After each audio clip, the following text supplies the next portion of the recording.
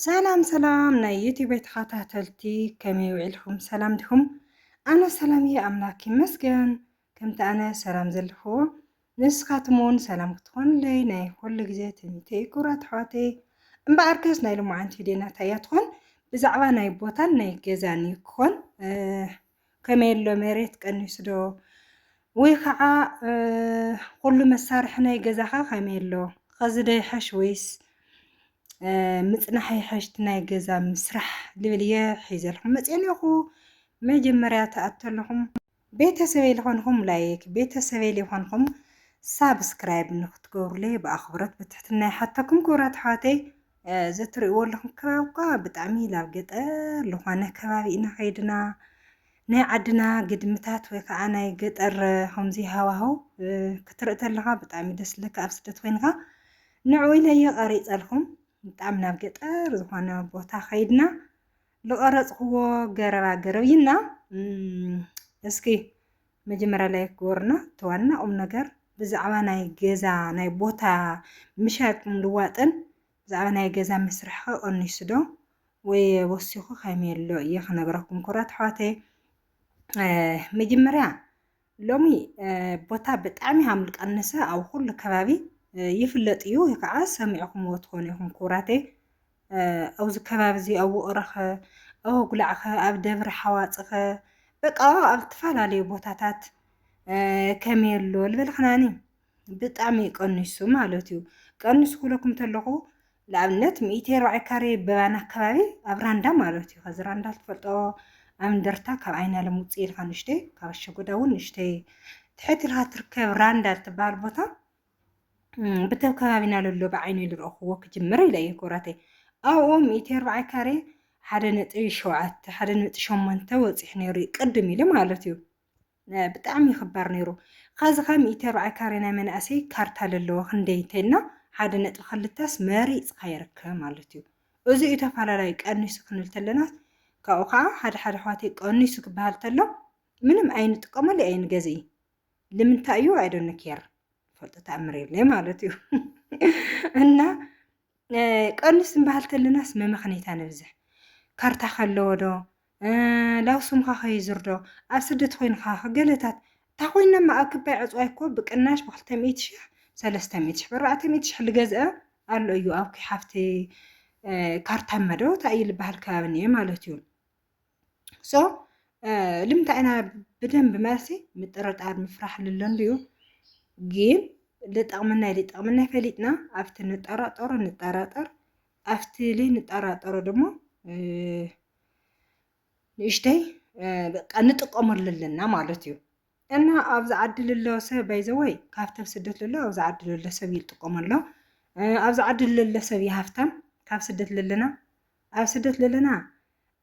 ለሓደ ላና ለባዕልና ለሕዋትና ለቤተሰብና ለወለድና ብዙሕ ስለንከፍሎ ብጣዕሚ ገንዘብ ይጠቕመና ዕድመና ይኸሎ ሓይልና ይደክምሎ ኣብ ስደት ልለና ማለት እዩ ኣብዚ ዓዲ ልለ ግን ክንደይ ትልፍልፍ ኣመት ላንበ ኣብዚ ዓዲ ልለ ግን ብቻ ንርእሱ ብስሩ ለሓወ ይብል ለሓፍተ ይብል ብስሩ ክንደዚ ቅንጫፍ ብልቃሕ እኳ ሰይቢ ልሉ ርእሱ ኢሉ ጓይ ኣለሰ በቃ እያንዳንዱ በቃ ልርእሱ ልዓሊ ይምበ ሓደ ሰብ ሊከላሓወ ኢሉ ገንዘብ ልህብ የለ ግዛዕ ልህብ የለ ብዙ ኢና በቃ ንድሕሪት እንተረፍና ስደት ብዙ ምክንያት ኢና ንባዕልና ገዛና ሃይንገዝእ ኣብ ቀኒሱ ዝተባሃለ ሃይንገዝእ ከምዚ ሓግዙና ንመንገዲ ምሽዋር ልመፀክ እንደ ብዙሓት ሰባት ኒኹን ኣሕዋትክን መንገዲ ብዙሕ ቅርሺ ዝበልዕኽን ካብኡ መሊሶም ተይከፈሉኽን ይተሓዙ ገለታት ብከምዚ ምክንያት ብጣዕሚ ኣብ ጭንቀት ኣብ ብስጭት ዘለዉ ኣሕዋትና ብዙሓት እየን ስለዚ ጥራሕ ልባዕልና ኮይንና ዛልቲ ምጥነና ቦታ ቀኒሳ ትበሃል ተላ ኣብቲ ከባቢና ኮይኑ ለይንጥርጥሮ ሰብ ምስ እግዚኣብሔር ማለት እዩ ዋንኡ እግዚኣብሔር እንድዩ ግን ጥዕሉ ልካየለ ይሓምም እዩ ሕሙለ ልካየለ ጥዑይ እኳ ንኽእል እዩ ካብቲ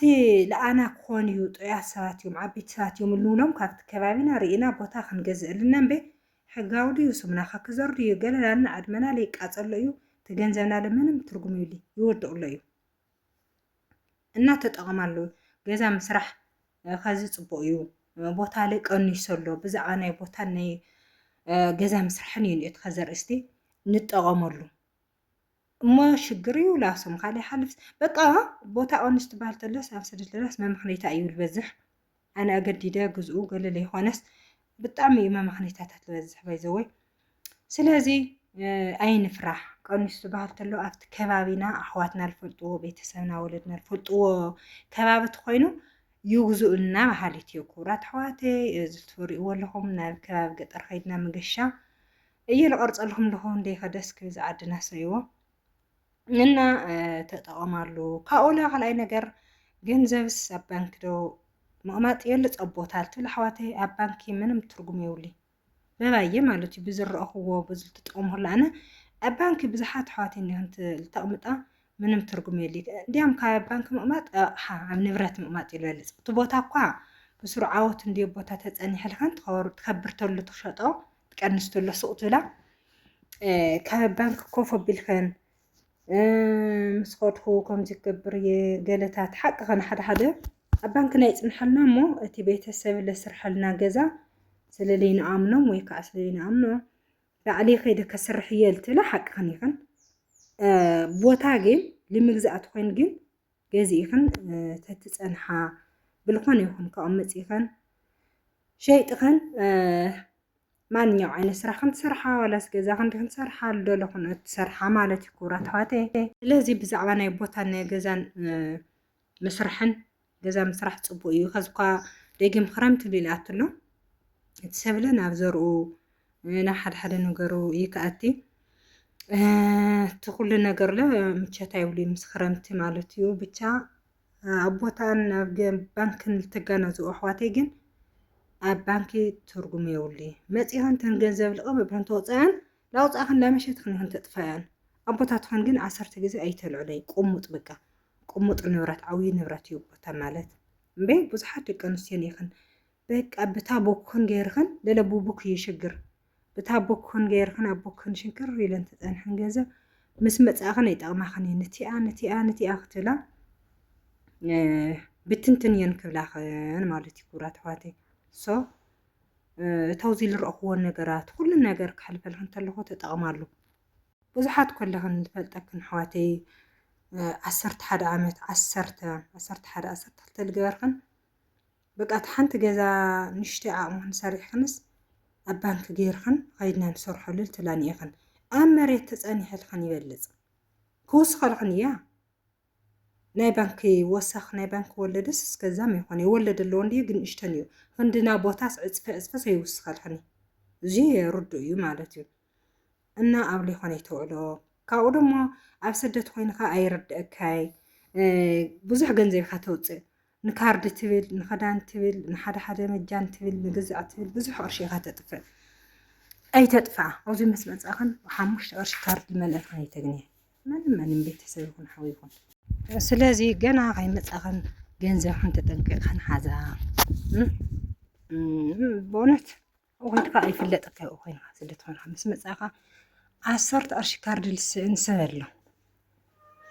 በተለይ ወዲያው እንትን ዩቲዩብ ተዘይከፊትክን ወዲያው ዝኾነ ስራሕ ተዘይስርሐን ናብለ ይኾን ሽግር እዩ ሓንቲ ሓፍትና ሲ ትማለዲ ቁርጥ ማልደው ኢል ሓንቲ ከምዚ ኢለሲ 11 ዓመት ኣብ ስደት ሰሪሐ ኢላትኒ ብእሞ ደው ኢላ ካብኡ ግን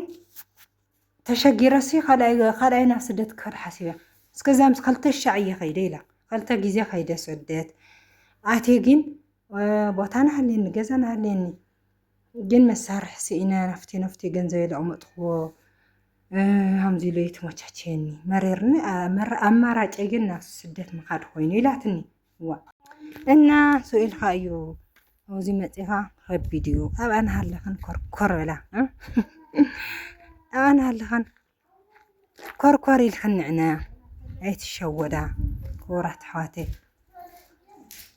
እና ንዕነ በቃ ኮርኮር ኢልክን ምፃእ ከይትሽወዳ እና ብጣዕሚ እዩ ከቢድ 11 ዓመት ተቐሚጠስ ሳልሳይ ናብ ስደት ክኸድ መሪፅ ወይ ብዑምራ ልኸድ ወይ ብዑምራ ልወስድ ኣጣይቕለይ ገለታት ኢላ እንዲያም ካብ ጉላዕያ ሱማኮ ክጭራሕ ኣይደለይ ካብ ጓለ ጉላዕየ ቅድመ ኸይኣትያ ዓመተይ ገይራ ያው ከምዚ ኮይነ ኣለኹ ሲ ታይ ተማኸርኒ ብዕምራ ልኸድ ሰብ እማፅለይ ምናምን ኢላ ዋ ኣነ ለብጣዕሚ መኸረያ እናሲ ብጃኽን ሆናለኸን بدم بحسيخنا لنعنا ويلا أنا هلخن مصنح ويلا بك أنا ما كيرخن مزع زلت سرحو سرح زجنزمنا سرح ديون تبغى تأمت قالوا بك تمين خن بيع أو زي متسخا أو خن خالت حسو خالي أو زي متسخا خالهون خالي إسرائيل خوانا بتعمي يخبيد مالتي كاوزي متسخن مرباش كاف خال أي مخادن ديام أو نهلا خمس نحي حشولا أي سرعة مت ولا زنقل تعتا عم قد تموتي تعتي لي فلت في الخوانا خبيديو أي تمتعالي خونس كان متسخن شجرات نكتعتوا تمتسخني بدم بتأنكر خن سرحة وهالتي أنا بسراتي توحفت خن مالتي كوراتي طبلا لا طبلا خني طبلا لا يا صحيت تخونه هون خوي قرطها مالتي كورات حواتي سلازي تنقل خن كوركوري لخن أنا ديك مدام أمامات أبزي أمامات خالي أو خوين خالت حسو غالي تهون تلس بطعمي لقرمن أو خوينا نحسو نورنا خالي أو زي متي خالو خن لخالي إلخا حسي خا مالتي نحم خنت تنقغه إنها كوراتي زعما خرجي أقو بالكن حسكن تنكركن كتسرحة يناقركن الهوي كايناقركم مالتيو تكبابتي تريو لهم لا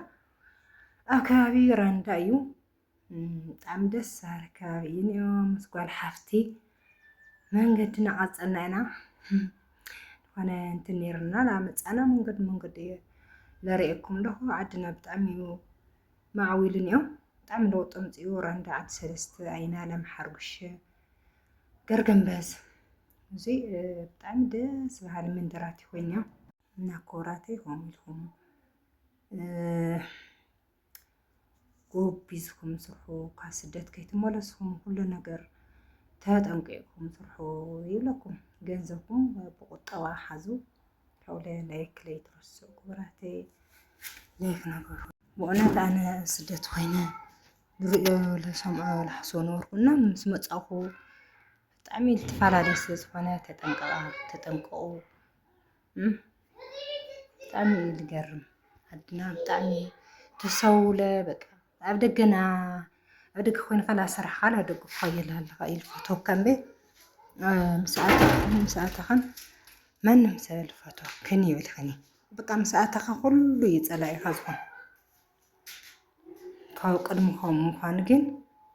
بعلها تطنققا ገንዘብካ ክትቆጡ ኣለካ ባህሊትየ ዝትርእይዎ ናብ ገጠር ከባቢ ከይድና ወፂና ደሞ መጎጎና ተጋገረ ረኺብና ከምዚ ጌርካ ንዓድና መጎጎ ደስ ይብሊ ስክደቅ ገጠራ ይኒአኸን ስክላይ ክግበራ ብከምዚ ኣለ ኣለኸን ማለት እዩ ወይዘወ ኣብ ስደት ዘሎ ደቂ ከተማ ትመስላን በዝሒ ሰብ ካብ ገጠር እዩ ተሰዲቱ እና ከምዚ ኣጌርካ ናብ ገጠር ብጣዕሚ ደስ ዝብለኒ ኣነ ካብ ከተማ ገጠር ኡኔርካኡ ገጠር እንታይ ክኾን ገለል ትብሉ ሓደ ኮመንት ኳ ምዕበይ ከመይ ትፅላኣ ምዕበይካ ምፅላእ ፅቡቅ ይኮነ ምዕበይካ ማለይ ምፅላእ ለይምንዓቅ ዋላ ከተማ ገዛ ይሃሊ ገለን ቤት ናይ ከተማ ነው ዋላ ለውጢ ይሃሊ ትክክል ለውጢ ይሁን ከምፂና ተሰዲትና ኣብ ከተማ ክንቕመጥ ኢና መፂና ግን ናይ ስደት ግን ደስ ናይ ገጠር ነብረ ግን ብጣዕሚ ደስ ዝብለካ ብጣዕሚ እምብረኻ ዝስሕበካ ናይ ሎማዓንቲ ደና ኣዚ ይመስል ፈቲኹምዎ ትኾኑ ተስፋ ይገብር ክቡራት ኣሕዋተይ ስሰናይ ንዓኹም ብኻሊእ መሃርና ቆንጆ ቪድዮታት ሒዘልኩም ክሳብ ልመፅእ ስሰናይ ንዓኹም ካብኡለ ላይክ ለይትረስዑ ቤተሰብ ኢልኹንኩም ሰብስክራይብ ሸር ኮመንት ኣይትረስዑ እና ብጣዕሚ ዝፈትወኩም ዘኽብረኩም ስሰናይ ንዓኹም ባይ ባይ ይቀኒየለይ ሰላም ፃንሒት ቻው ካብኡለ ናታ መጎጎ ናይ ገጠር መጎጎ ላይክ ኣይትረስዑ ላይክ ይኹምፁ ትወፅእ ተለኹም ማለት እዩ ናይ ገጠር ከምዚ ክትቀርፅ ተለካ ክትልቅ ተለካ ኣብ ስደት ኮንካ ክትርኢ ተለካ ብጣዕሚ እዩ ደስ ዝብለካ ርእይዎ እዚ ሲ ይሙነ ዶ ናይ ገጠር